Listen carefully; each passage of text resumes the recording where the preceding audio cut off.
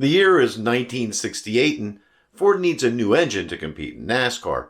Now the 427 had done extremely well for them, with Ford winning the NASCAR Cup Manufacturers Championship every year from 1963 through 1968. However, they wanted that winning to continue.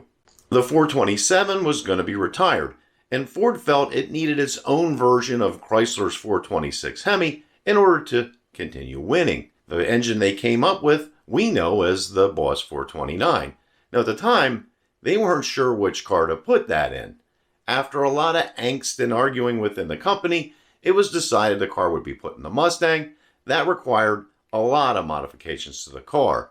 In today's video, we're going to take a look at the Boss 429 Mustang, what was done to get that engine inside the car, and take a deep look at the engine itself.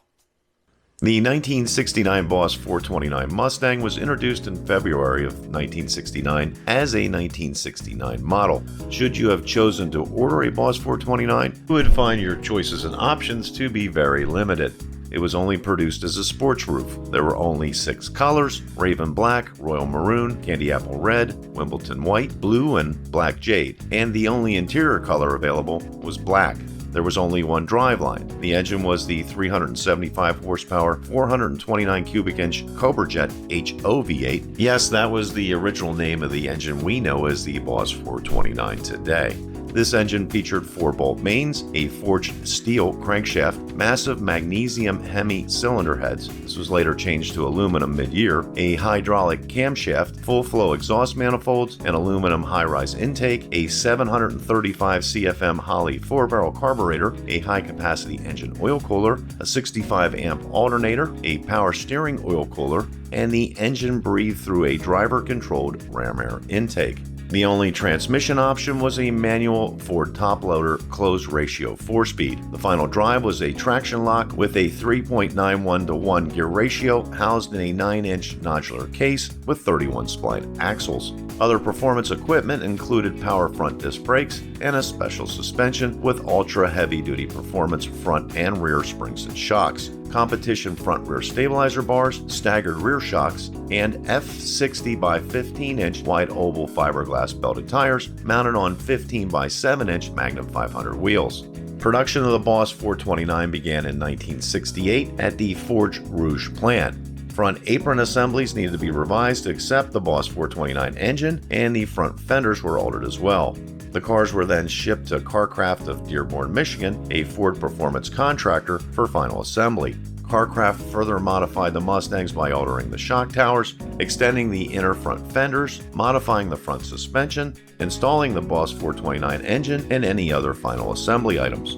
All Boss 429 serial numbers begin with KK, designating CarCraft as its final assembly location. Standard equipment items not already mentioned included a front spoiler, a console, high back bucket seats with comfort weave knitted vinyl trim, dual racing mirrors, deluxe seat belts, tachometer, the interior decor group which included courtesy door lights, molded door panel trim with integral armrests, a 3-spoke rim blow steering wheel, a remote left-hand mirror, and Boss 429 call-out decals on the lower front fenders. Optional equipment included only an AM/FM radio.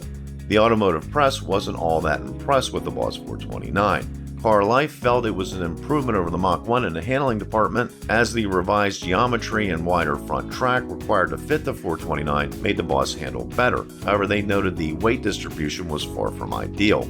At the drag strip, they recorded a 0 to 60 time of 7.1 seconds and crossed the quarter mile in 14.0 seconds at 102.85 miles per hour.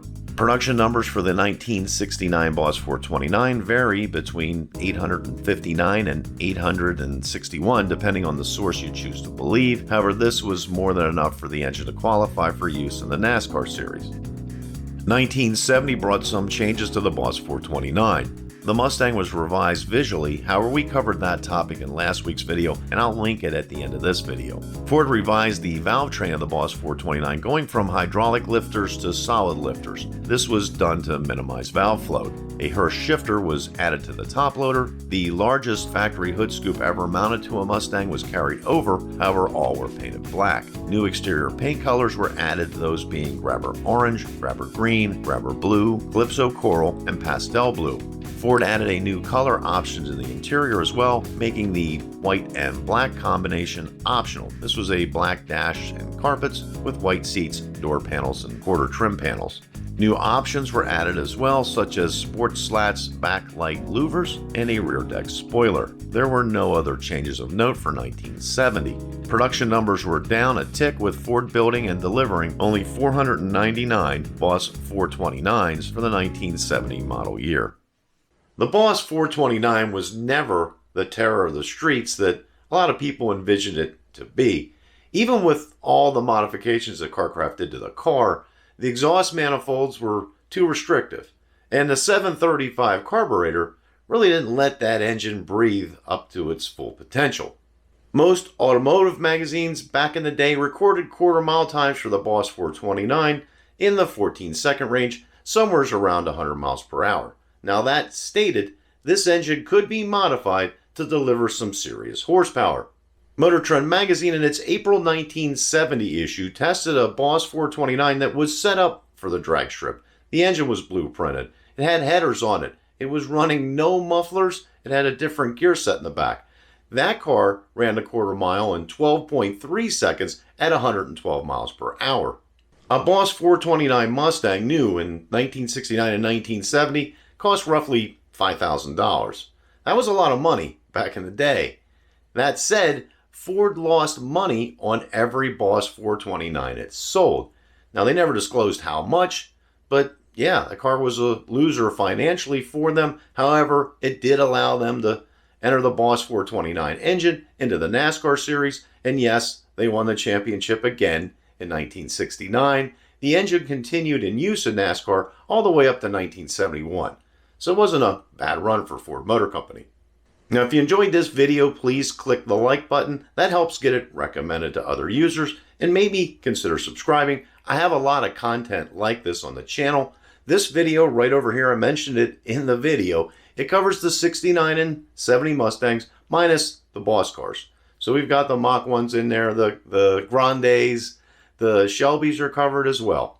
So maybe check that out. That's it for today. Thanks for watching. Till next time, we'll see you.